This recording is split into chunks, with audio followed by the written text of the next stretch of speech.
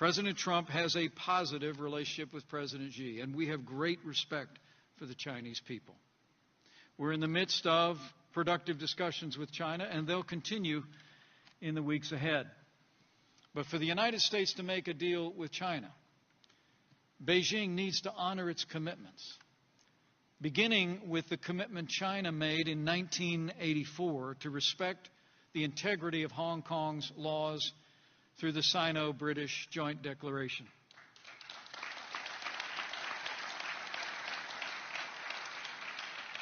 As the President said yesterday, it'll be much harder for us to make a deal if something violent happens in Hong Kong. And I want to assure you, our administration will continue to urge Beijing to act in a humanitarian manner and urge China and the demonstrators in Hong Kong to resolve their differences peaceably. 17 years ago, America agreed to give Beijing open access to our economy. We brought China into the World Trade Organization. Previous administrations of one party and another made the choice in the hope that freedom in China would expand in all of its forms if we opened our markets to them. And I'm not talking about just economically, but also politically, with a newfound respect for classical liberal principles of rule of law, private property, personal liberty, and religious freedom. We hope to see an expansion of the entire family of human rights in China. But over the past 17 years,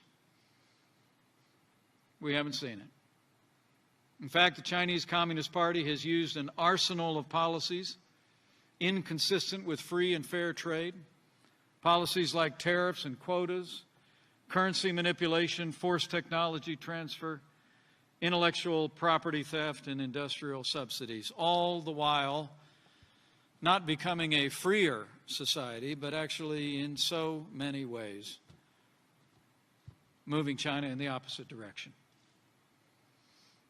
Now, these policies that they've implemented have built Beijing's manufacturing base, but they've also resulted in a $500 billion annual trade deficit with America and hundreds of billions more in intellectual property theft every year. But as I stand before you today, here at the Detroit Economic Club, know this: under President Donald Trump's leadership, those days are over.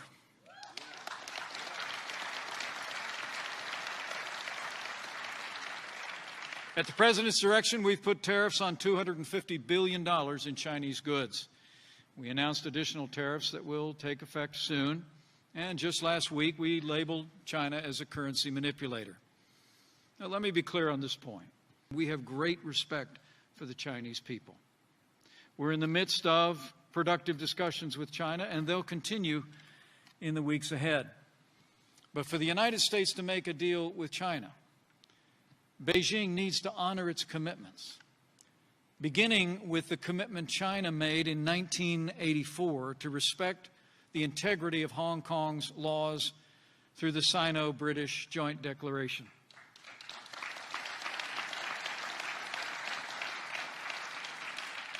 As the President said yesterday, it'll be much harder for us to make a deal if something violent happens in Hong Kong. And I want to assure you, our administration will continue to urge Beijing to act in a humanitarian manner and urge China and the demonstrators in Hong Kong to resolve their differences peaceably. President Trump believes China wants to make a deal. But as the President has made clear, it's got to be a deal on our terms, because China has had it so good for so long that things have to change. As the President has said, the days of stealing American jobs, American companies, and America's ideas are over. And so they are. The time has come for China to come to the table, open their markets, and live by the rules of international commerce, like every other industrialized nation does.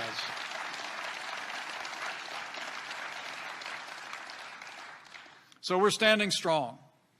And I want to assure you the United States will continue to engage in discussions with China, and we'll continue to pursue a reset in our relationship until our trading relationship with China is free and fair and reciprocal. Secretary of State Mike Pompeo joins us now in a story exclusive. Secretary Pompeo, good to see you tonight. Thank you very much for being here. You're welcome. Great to be with you, Martha. So what do you make of that? That's a pretty interesting story, given what we've been watching unfold in Hong Kong. So, Martha, I've seen those reports. I also know the history of China and its efforts in cyberspace, conducting cybercrime. This is another element of their efforts to manipulate data. What we know is this. In Hong Kong, these are protesters who are simply seeking liberty and freedom. They're asking only that China uphold its commitment, the promise that it made, which was that there would be one country but two systems, respecting Hong Kong in ways that were appropriate for the Hong Kong people. That's what President Trump's made clear. He said he's for liberty, he's for democracy, and we hope that the Chinese government will respect that. I mean, this puts President Xi in a difficult position in the middle of this trade discussion that is going on, and now he's under a ton of pressure as this movement that is trying to really preserve the democracy that they were promised in Hong Kong continues to fire up. And then you've got the question of Huawei and whether or not the Trump administration is starting to sort of back down a little bit on that discussion. Here's the president sort of talking about this in a big way, and I want to get your reaction to this. I think it would be very hard to deal if they do violence. I mean, if it's another Tiananmen Square, I think it's a very hard thing to do. At this moment, it looks much more like we're not going to do business. I don't want to do business at all because it is a national security threat. What are your thoughts on that? He's talking about Huawei there at the end. Yes. Look, with respect to Huawei, this administration has taken actions that no previous administration was prepared to take. President Trump's done the same thing on trade. We understand the challenges that China presents. We've asked them multiple times just to honor their word. We talked about that in Hong Kong, right? They have to honor what they promised the Hong Kong people. They made a commitment that they wouldn't militarize the South China Sea. They've made promises about human rights. The activities that are taking place in the western provinces in China are of an enormous scale of human rights violations. When we try to negotiate a trade agreement with them, we've tried to put in processes that ensure we have the opportunity to verify, because we need to make sure that we don't suffer from China breaking a promise or have to watch Chinese disinformation about the agreement that's entered into. So, I mean, you have really dug in diplomacy. You have traveled all over the world. I don't think you sleep in the same place probably very often throughout the course of the week, and probably not home a whole lot either. But now that you've met the individuals who are dealing with all of this in China, how optimistic are you, given everything that we just talked about, that they can enter into a good faith trade agreement that we can count on, that we can trust?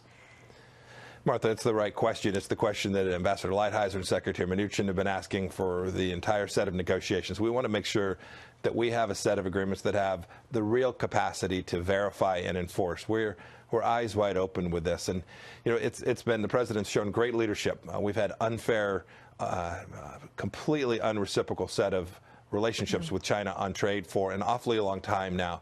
And President Trump is determined to fix that on behalf of the American people. It's a commercial imperative so that we can continue to grow our economy, but it's also a national security imperative to make sure that we get that right. Well, one last question. China's very upset that we are doing this F-16 deal, selling jets to Taiwan. They've spoken out about it. They said basically, you better change your mind on this deal or else there's going to be consequences. What do you say to them?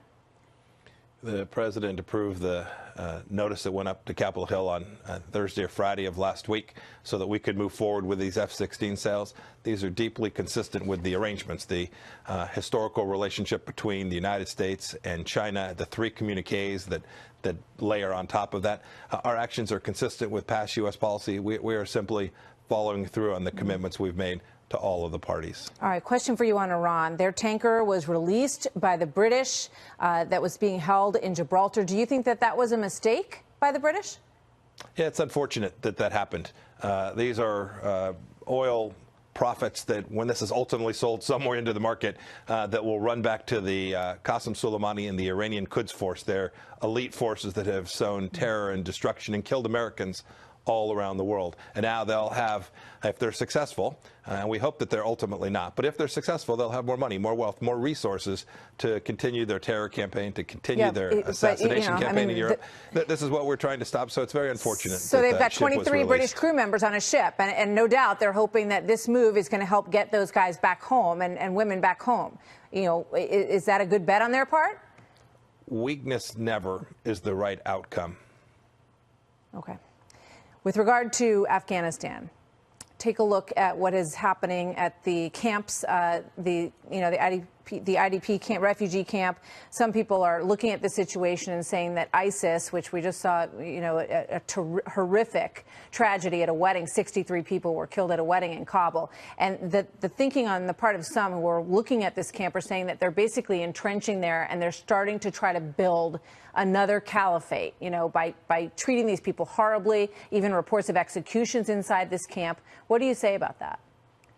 So the attack over the weekend was indeed tragic. It was innocent civilians that were killed. I'm not sure what there is more to add about that, other than to say this. President Trump has been determined every place we've encountered radical Islamic terrorism, whether it was ISIS in Syria or Al-Qaeda in other places, we've done everything we can to continue to decimate them and keep the American people safe, to reduce risk to the United States of America.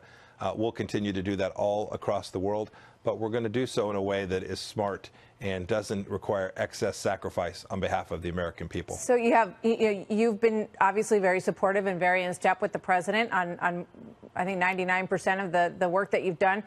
His other advisor and person that he trusts, Lindsey Graham, very strong on this. He does not want to see us pull out of Afghanistan. Where do you stand on that spectrum? You have to begin with the mission set. The mission set the president gave us was to do two things. To see if we can't reduce our costs. We spend tens and tens of billions of dollars a year in Afghanistan, and we lose the lives of American young men and women every year. To reduce that risk, but at the same time, ensure that we maintain a posture that can reduce the risk that there's an attack again from Afghanistan to our homeland. Those twin goals are what the president set out for my team and for the Department of Defense. We're working towards them. I'm confident that we can achieve them, and any reduction that we make will be based on conditions on the ground, and will be consistent with achieving those two goals on behalf of the president and on behalf of the American people. Before I let you go, two very quick political questions. Outside of your work at the State Department, Anthony Scaramucci, who was with the administration for a short 11 days, is getting a lot of attention everywhere today, saying that he is rallying a group of former Trump cabinet members to seek a candidate to run against the president in 2020. Any reaction to that? I hadn't seen that story, but from your description of it, it sounds ludicrous on its face. All right, ludicrous on its face. We'll put you down for that. One last question for you. The Senate run question in Kansas, is that something that is still, you said it was not on the table. Is it completely off the table, or have you closed the book on that decision? Reports over the weekend that, all the GOP fundraisers sort of standing on the sidelines in Kansas waiting to hear what you're going to do. Lots of people talking about me potentially running for the Senate in Kansas. Everyone maybe except me. I'm very focused on what I'm doing. My position on this hasn't changed. It's an incredible privilege to be President Trump's Secretary of State. I intend to continue to do this. So is that 100% no for Kansas? This is what I'm going to keep doing as long as President Trump gives me this opportunity. All right. Good to see you, Secretary Pompeo. Thank you very much for being here tonight.